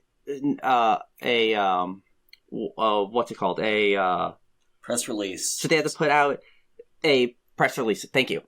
A press release for that change. Should they say, we are undergoing a change in direction here, and we are publicizing this change in direction? No. If you don't pay attention to it, then too bad, you lose. No, I think, to be honest, I don't think they should. Yeah, I agree. I agree that they shouldn't. And so let me put it this way. Well, first off, Karlyn, I think that the Blue's Clues thing and the Caitlyn Jenner thing, I don't think have as much overlap as it might appear, but that's a different thing. Though there probably are definitely idiotic conservatives who have the same response to both. And so, but to James's point, and I think to what you just said there, the idea of, well, how often should we have to check? And should a company be required to say those things? I agree they shouldn't. Because who would enforce it? By what means? Using what power? Limited by whom? As decided by whom? All the soul questions. Totally agree that they shouldn't. At the same time, I think that it is a sad. Reflects a sad state of society if you do have to constantly be checking because you don't have that trust. And another way of wording that is to say that that society has become so culturally divergent in values, priorities, principles, whatever, that you don't know if you can trust the whatever institution to be still in line with your values. Now, again, I'm saying, like, we live in a society where people have that freedom. They have the freedom to do what they want to do. They have the freedom to say what they want to free, and that's a great thing. And I think that's probably one of the reasons why we're seeing people migrate to more ideologically homogenous areas, so they don't have to have that kind of looking over their shoulder all the time, wondering if this thing is happening. And so there's an obvious tension there, and I 100% agree that they shouldn't have to do that, and that people should be vigilant. But to the degree to which they feel like they have to be vigilant about it, I think is probably reflective of serious differences in the general ethics or shared values of that society. And that can be a good thing, by the way, as long as one side isn't trying to force its ethics and values onto the other side. And so we saw that, I go back to in the 80s and 90s, the moral majority right tried to force their religion onto the country, and that was wrong. And now we have this far left orthodoxy trying to force its religion and orthodoxy onto the rest of us, and that's also wrong. And so we have to find that tension between freedom, but that doesn't, what's the quote? Your freedom ends, or the freedom to wave your fist ends where my face begins. And so where people are able to exercise that freedom in a way that isn't impeding or just, I guess, in some way harming other people's freedom. I don't really know how to articulate what I'm trying to say there, but hopefully you guys kind of see what I'm saying. Yeah. Well, a point I want to make, and I don't want to belabor this too much, but I think we keep talking about culture and what's happening now with like the Blue's Clues stuff and all that, as though that's happening. We keep talking about it as though that's diverging from the culture that we have. No, that's happening because of the culture. That's happening because the majority or even the loudest people in our culture have shifted the culture. It's happening as a result of the we get what we deserve based entirely on our contributions, and that goes for individuals and that goes for the collective. If the collective is saying that this is our culture, and then we have companies responding to that, like, we're the ones that are diverging from the culture. It's not the companies, it's us. And that's the problem that people need to contend with is I feel like people on the right, like they think that, you know, everything's getting away from them. Well, it is because you're not participating in the conversation, and the people who are participating in the conversation are driving the culture. Yep. Yeah, and when I was going to go along with Truman, that we have a diverging culture. Now, I don't think this Blue's Clues conversation really started with that you're just pulling away from the culture at large. Where the United States, the great part about it is we are a very, very diverse subset of cultures in a overarching culture of, you know, freedom and liberty and all these things that make the U.S. unique. But the part that I agree with Truman is when you have these cultures diverge so far away from each other, it's kind of, especially as a parent who, you know, I can control everything I do, but in reality, you cannot control everything your child sees. You know, I don't want to have to sit down my daughter and watch the first episode of the new season of Dora the Explorer and have it really cool, and then me walk away and episode 2 is her twerking on a fireman's pole, right? Like, I can't, it's not realistic for me to sit down and watch the show with her at all times. There's an expectation that's there. And I agree that, you know, we can't send out a press release every single time. You're going to make some slight change in there. So, really the result of this is going to be ideally, you know, a Nick Jr. alternative that's going to stick to the kind of cultural ethics of what you could say came previously. But, you know, that change, I think, you know, I'm still kind of going with there's so little people here, and they're all activists, yes, that are influencing this part of the culture. And I don't even think this is a wide-ranging part of the culture, right? If you were to poll every American who's had kids on that episode of Blue's Clues and say, do you agree with this or disagree with this? I think if they were to answer anonymously, most people would disagree with it. Most people would be like, I would never have my kid watch this. Yep. If they had, but here's the difference, if they were to be surveyed and they had to put their name on the survey, I think that number would change because they are so scared of the cultural reaction, or the what I would say, not really the cultural reaction, the institutional reaction against them, claiming that they're bigoted because they don't accept, you know, this very far left idea of a children's show. So I think there's a difference there, and I'm not arguing against the freedom part of it. I'm not saying that they absolutely cannot do this, but can and ought are these two different things, and you know, you have to be conscious of who your audience is there, and I think they definitely got it wrong on that one. Yeah. Well, it is a very interesting conversation. Well, hang on, but then it brings up the question: if they're not willing to put their name on a survey, then isn't that their fault? How much can they complain? Isn't that their contribution? Sure. Yeah. How much can they complain if they're willing to show up? But how much does it say against the counterculture too? Like, I agree with you that they should take responsibility for what they do, but how much does it say against this counterculture? It's not, to me, it's not even a counterculture, it's anti-culture, that they have to be in such fear of these people because of the microphones they hold. Like, what does that say about them? Again, I'm not making an excuse for not speaking up. But, I mean, it tells something about both sides, not just one, right? And then we should probably all look at this side that you're frightened of and be like, that's probably not a good thing, right? But here's the thing, is like, people... Go ahead, Truman. No, you're good. Go for it. People make the choice to be afraid. People can make the choice to be afraid and act anyway at any given moment. Yep. And I think that if they're saying that my desire to keep my true beliefs secret is greater than my desire to protect my children, then they are what they experience is going to be a result of what their contribution is. They have made the decision that my desire to remain anonymous and not speak up and live in fear is greater than my desire to protect my children. That's the choice that they have made. But what if both choices can affect your children. That's the problem. Like, speaking out can affect your children too. There are no solutions. There's only trade-offs. Yeah, there are no solutions. There's only trade-offs. Right. And courage, exactly what you just said, Karlyn, is right. Courage is not the absence of fear. It's being willing to act in the face and the presence of fear, maybe even overwhelming fear. And the way that I've worded it before, I think maybe in one of our conversations even, is every generation has something, or every time has something that it asks of its citizens. It has something that it asks, that it even demands of the people living during that time. And I think there's a lot of people right now that don't realize what's being asked of them. That they don't realize that they have to find that courage. You know, you better find it real fast. I don't remember what I was watching the other day, where someone's talking about how they were afraid. What was I watching? Maybe Battleship. I think I was watching Battleship on HBO Max. And this guy says, "I can't do it. I don't have the courage to do that." And this soldier looks at him and says, "You better find the courage. I'm going to shoot you in the face." And so he's like, finding the courage.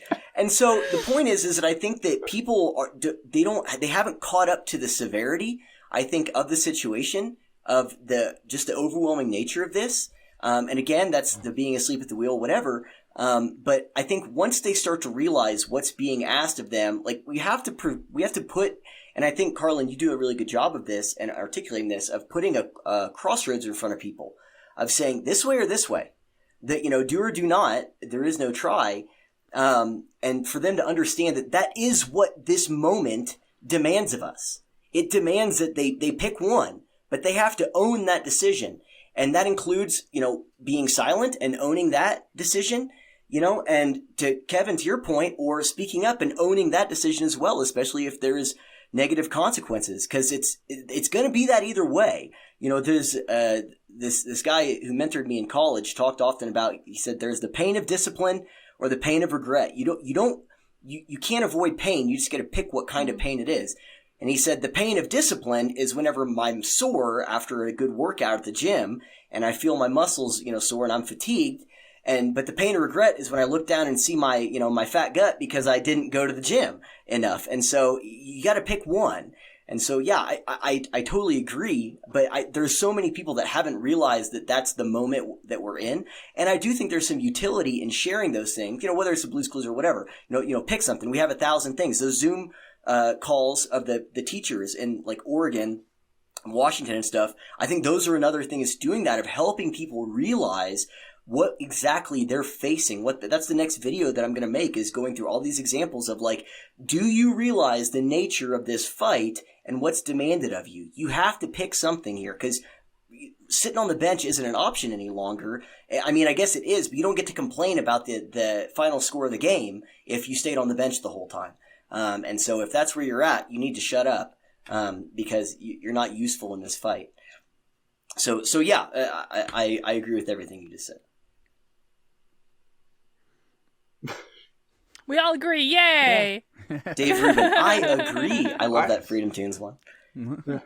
Oh, that's wonderful. All Does that make sense of what I said? I mean, I don't know if that was just a random rant or tangent, but... No, I really do think that we all generally agree on this. I think we might have slightly nuanced takes on it, but I think that most of us we're on the same page, generally speaking. Yeah. I mean, here's the thing. I disagree with some of the stuff, said, but am I willing to stick on my, it's easy for me as a conservative to be like, I'm going to stick on my conservative side and be ineffectual like everyone else. I'm writing a piece now called the Castrated Conservative, because that's the effect that's happening within the conservative movement. And even though I disagreed a lot with Karlyn here, I'm much more on your side in terms of supporting your efforts and people like you who are willing to speak up rather than sit on my side and be quiet and complain only when there's no negative benefits to me and my side, right? So even though we're not perfectly aligned and everything, I still appreciate people speaking out about it and willing to actually stand up for what they believe in rather than just stick in my corner and just try to take one for my team. Yep. Yeah. So and what do we think people should be doing then? Well, obviously beyond just speaking up and being vocal, in what ways should we promote people getting engaged, or would you say? I mean, the way I try to get people engaged is honestly, I just try to demonstrate what that looks like. And I try to present an example of someone who is standing up and speaking out and fighting back in the ways that I can, because you can't do everything.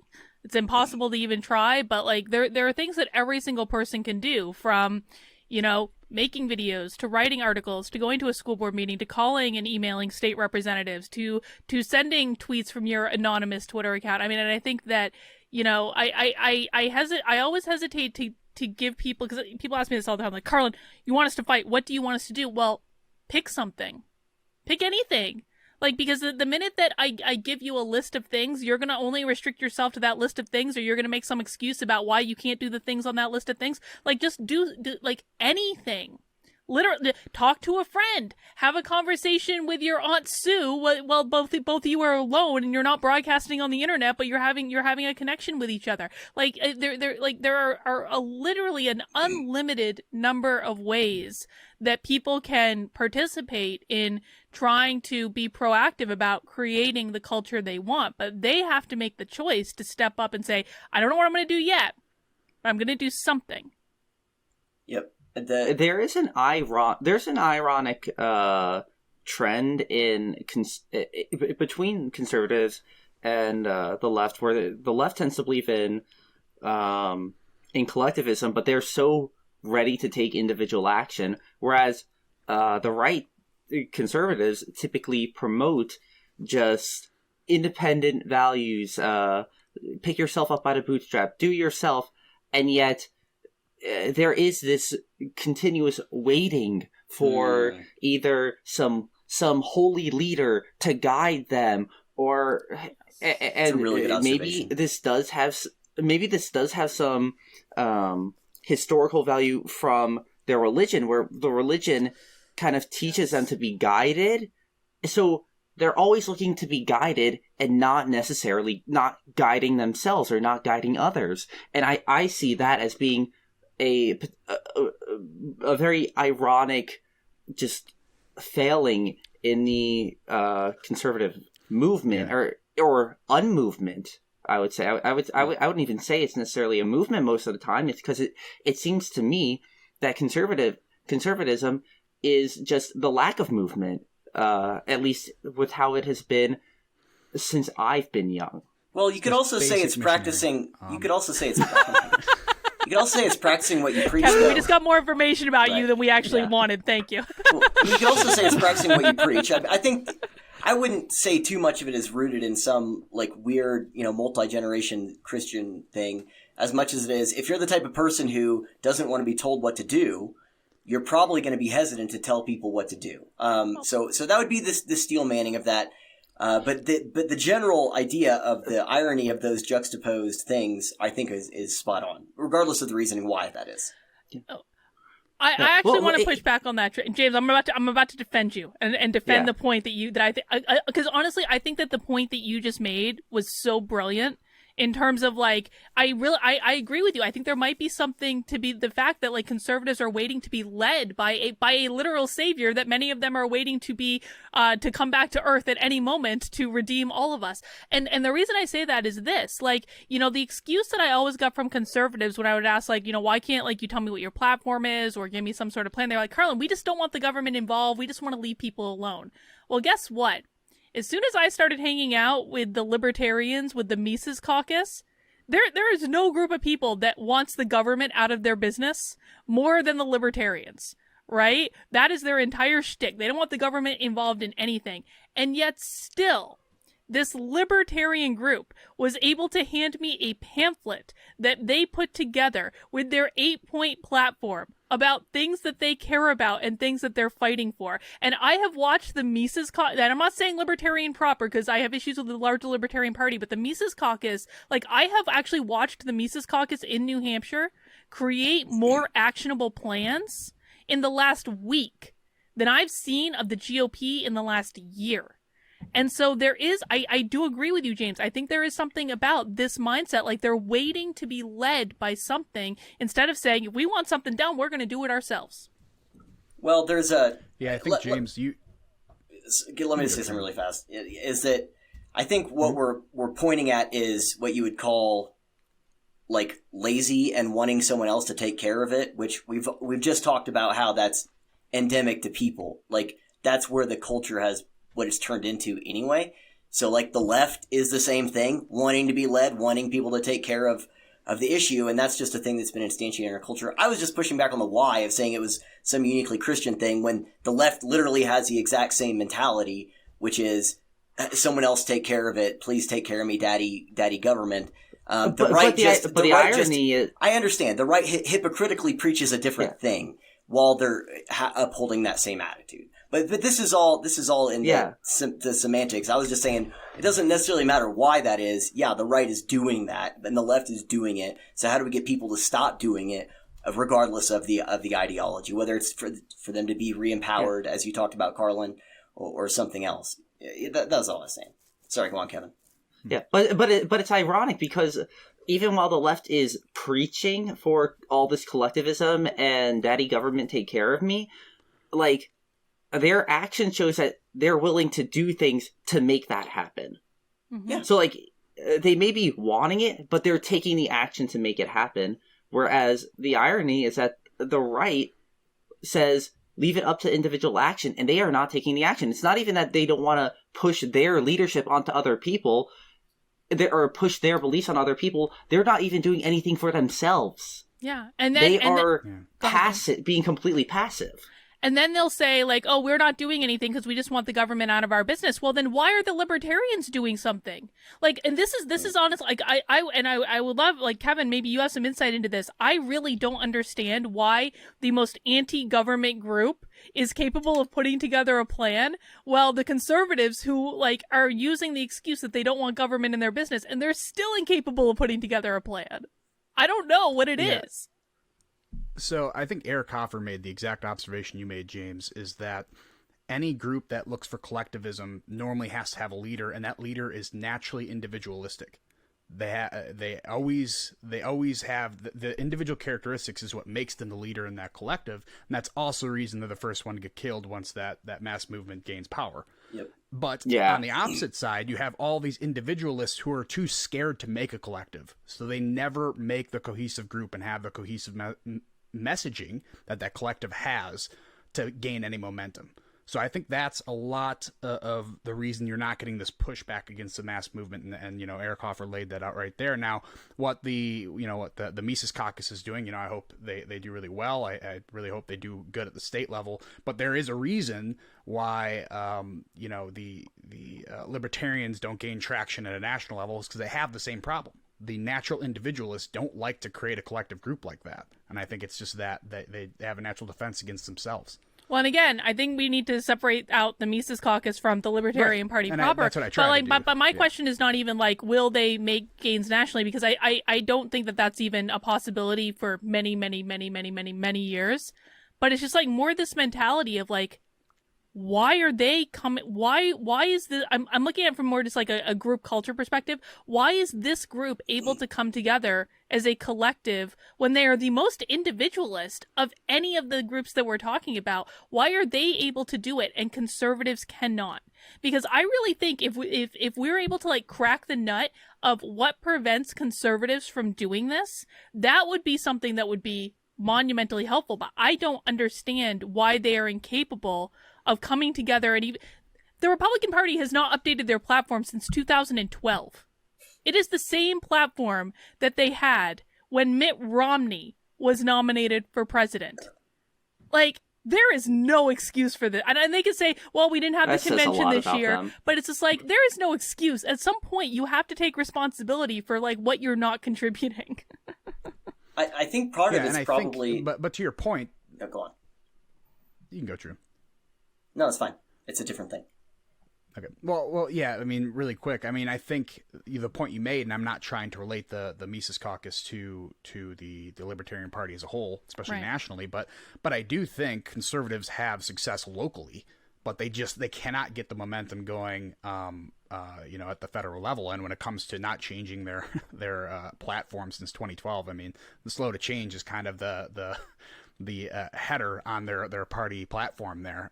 So I think that kind of answers itself a little bit. But yeah, I mean, it really hurts when they're trying to fight back against the mass movement. It makes them very ineffectual. But I do think at the local level, just like the Mises Caucus is in New Hampshire, I think they're effective in other places.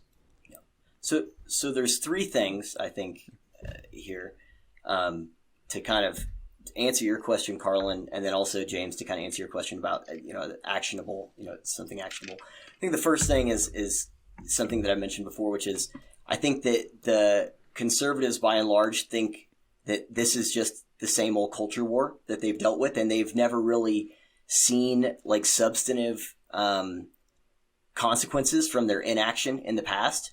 And so they think that it's the same old thing where they can, their pushback is, sharing, like I said, Joe Biden memes on Facebook and voting maybe every 2 to 4 years, probably every 4 years. And they think it's the same thing. So I think that they are dealing with a mixture of ignorance, naivete, and the fact that they have had conservative media calling everything socialism and everything, this stuff for however long, that they don't have a proper understanding that this is not the same old culture war. And that's the point that I've made before about why I think people who are from the left traditionally, like Karlyn or myself, see this is a different left, this is a different monster, this is a different fight.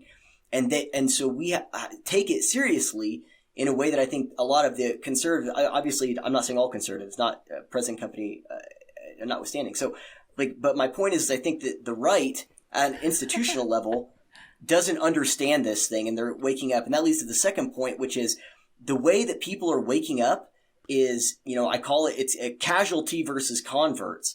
The vast majority of people that are getting into this fight are casualties of this far left orthodoxy, infiltrating their work or their school. In other words, they're running into it and they're going, they see the monster.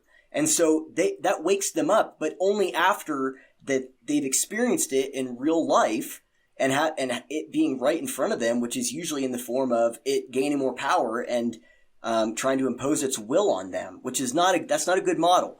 The right isn't making converts and waking people up to this stuff. The left is actually pushing people out and creating casualties that are politically homeless in the middle. Some of them, I think, you're seeing people on the right who are experiencing it real time. Kevin, I think a good example of this is you with the school stuff of it's here. It's at the school. We're going to go somewhere else. And so that's what it's requiring a lot of the time for people to wake up. And so the right has to find a way those of us who understand what the monster is has to find a way to wake people up to this is not the same old culture war. This isn't what Sean Hannity or whatever was shoving down your throat in 2005. This is a different thing, and you need to treat it as such. You need to be serious about this, okay? That same old inaction or just, shit posting on Facebook ain't gonna cut it. You gotta get in the game this time around because this is a different thing. Chicken Little, the sky is falling. It's actually falling this time, okay? Tucker, now he's actually right about what he's been, saying. So that's the second thing. And the third thing in terms of actionable, what we need to do, what are some ways that people can get involved? The thing I've been thinking about is, well, what do you do whenever you're in the minority, you don't have institutional power, you're locked out of the institutions, and you're faced with an overwhelming enemy that is morally unacceptable. It's morally bankrupt.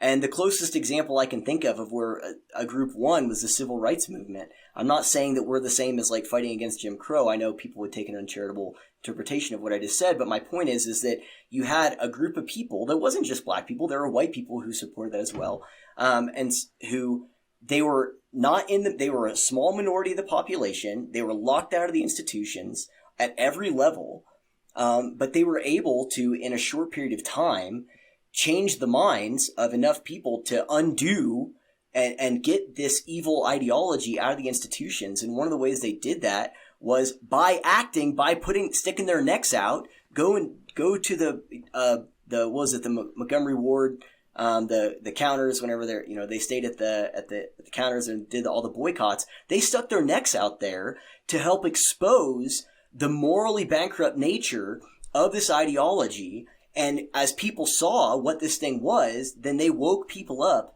to the true nature of this thing and was in a short period of time able to turn the tide of public opinion and get this crap out of the institutions by showing it to people. Now, the problem we have is that we don't have an honest media like they had who actually covered it. Like, what we have today is like CNN just wouldn't cover, whatever the version of some type of bus boycott or march on Selma, or they'd be like, it's a white supremacist march or something like that. So that's a problem, but just because we don't have an honest media doesn't mean that that solution probably doesn't, at least still in some ways, map onto the situation. People still have to stick their necks out. People still have to show people that this thing's morally bankrupt. They have to be willing to stand up for it, as we've talked about multiple times, and not just be naive to it. Because until we have enough people that realize the true nature of this thing, and push back, and again, I say normalize doubt. We have to normalize doubt. We have to normalize question asking and break that false perception of consensus around this stuff. Until we have that happening, it's only going to continue to grow. But that requires, to your point, James, people taking that individual responsibility and owning the problem for themselves. Like Solzhenitsyn, what was my role in this? What could I have done differently? People have to own this and say, it doesn't matter what I'm seeing around me. The question isn't, is it easy? The question is it necessary? And how can I own whatever my version of this fight is? What does that look like? I'll end it here. My wife and I are going back through True Detective season 1, because that's the only season worth watching. 3 was okay, actually. But at the end of the show, they finally catch this bad guy, and, Woody Harrelson's character, Marty, he's like, we didn't get all of them. There's still plenty of them out there. And, Rust, Matthew McConaughey's character, he says, yeah, but we got ours. We got ours. And the point is you can't get all of it. You can't do the whole thing yourself, but you have to figure out what's mine. What's the thing I can take care of and address, and focus on that and go headlong into it and stick your neck out and be willing to do it. Sorry, there's a lot there, I know. Yeah. No, very well said. I think it's that was a wonderful rant, I would say. Truman's rants are always wonderful. That's true. They always are. My wife would disagree with you. Anyhow, I well, that's what you have us for.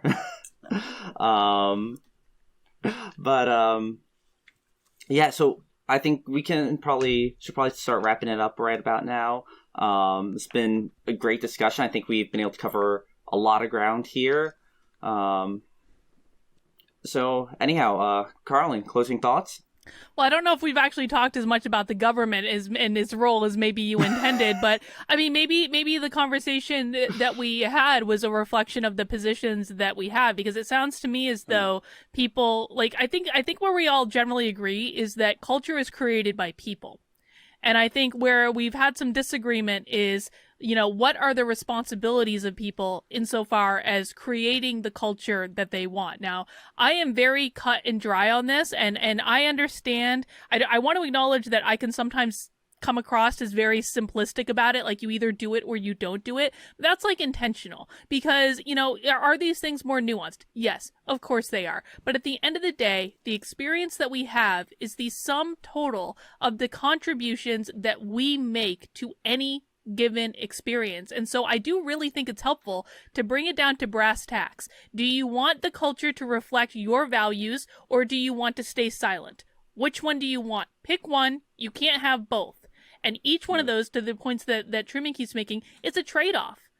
There is no perfect solution, but at the end of the day, the people who create the culture are the people who are out there expressing themselves, saying what they're thinking, they're speaking up, they're being the squeaky wheel, and right now, the right is not the ones that are doing that. The left is the ones that are doing that, which is why the right feels like the culture is pulling away from them. So if they want to change things, not only do they have to show up and vote, that is an absolute responsibility, but they cannot continue to rest on this idea of being the silent majority, because being the silent majority is what has caused this mess in the flipping first place. And until more people take more responsibility for the contributions that they're making to the culture, this is the reality that we are going to deal with. All right. Very good. All right, Kevin. Yeah, I think it's obvious that we have some agreement and disagreement throughout this conversation, but I think we can all agree on, especially if you hold the politics is downstream from culture view, is there's too many people who sit there and being like, well, I'm I'm just one voter and I'm not a politician, so I can't do anything. Yet they'll still kind of hold this Breitbart quote as truth. And, you have to realize at some point that you are part of the culture. You can affect it yourself. You don't have to be in government. And sometimes it's better for you to not be in government and affect it from the outside, considering you're the influence on government. You have to be active. You can't just sit on your hands and just complain and just sit there and say, woe is me, or insulate yourself because the conservative, I guess, libertarian point of I'm just going to stay in my house with my guns and I'm going to keep the culture outside. If you have internet, the culture's already gotten in your house, right? Yep. You can't, your front door is no longer insulating you from the outside world. The outside world is going to come in your house whether you like it or not, so you better be active and you better try to affect it in the way that you see fit and not just sit there and complain about it. All right. And Truman, you've had a little time to catch your breath after that rant, so got any closing statements? Sure. People need to understand that we're in a game of tug of war, and one side is very dedicated wholeheartedly to pulling on that rope. They haven't stopped. It's their single focus is to pull on that rope. And if you're on the other side of the rope, you don't get to say, why are they doing that? Or how dare they be pulling on it? It's like, no, you got to pull back. You got to understand that, Karlyn, I think what you said was absolutely magnificent in that people create culture, and baked in that to that idea is that of this pluses and minuses. Silence is also part of you making culture. If you don't like what's being said and you're silent, you are contributing to it. That's, there are some concepts baked into some of this stuff that the left spouts that isn't wrong. Silence is complicity if it's evil that's being spoken, and it's something you disagree with, then silence is complicity. You are reinforcing that as being something that's true if you remain silent. They're pulling on the rope, and if you're just standing there, you don't get a bitch that it's moving. You got to pick it up and pull and understand your role in that. Excuses are like assholes. We know the saying, everyone's got one and they all stink. And that doesn't mean, by the way, excuses can be valid reasons. You could say, I'm worried about losing my job. Okay, but that's a trade-off. Like, understand, there's going to be trade-offs. Like, you have to sit there. There's this beautiful picture in the New Testament of Jesus talking about counting the cost. No one sets out to build a tower or build a house or doing these projects without first sitting down and counting the cost and deciding if it's worth it. Implied in that is that there's going to be a cost. There is a cost. And so people have to sit down and count the cost and say, is this worth it to me or not? And be willing to own that decision. And that means that if they say it's not worth it to them, even implicitly, then they don't get to complain about those who did count the cost and about how they're choosing to build or how the other side is choosing to destroy. You opted out. And so maybe that's the time to go back and reflect and count the cost again and decide, is it worth it now? It's never too late. Well, at this point, it's not. There is a point where it's too late. But as of right now, people can say, okay, I am going to speak up. But the longer you wait, that fear, that lack of that confidence or whatever it is, cowardice, leaning into comfort, that will reinforce itself. And so the longer you wait to speak up, the harder it's going to be to do it eventually. But people have to understand that that's the dichotomy here. It's pluses and minuses. They're pulling on the rope. If you're not doing a minus and pulling back and trying to offer something else, then you're complicit in what's going on. But everyone has different ways that they can join in this. It's just a matter of figuring out what that is. All right. And to even attempt to follow that up, anyhow, I am James Arian, and all I would say is get out there, go into your community. Like, everyone thinks everything needs to be done on a federal level. No, it doesn't. Go into your community. Go watch a play. See a show. Leave Yelp reviews. Don't just accept things as they are. You don't have to just complain on Twitter. There's more than just Twitter. Leaving reviews is a really good way to influence your local community and the businesses you directly interact with.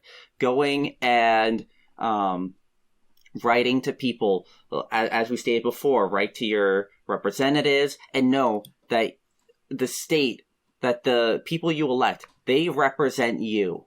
Even if you voted for the other guy, whoever gets in represents you. So write to them if you can.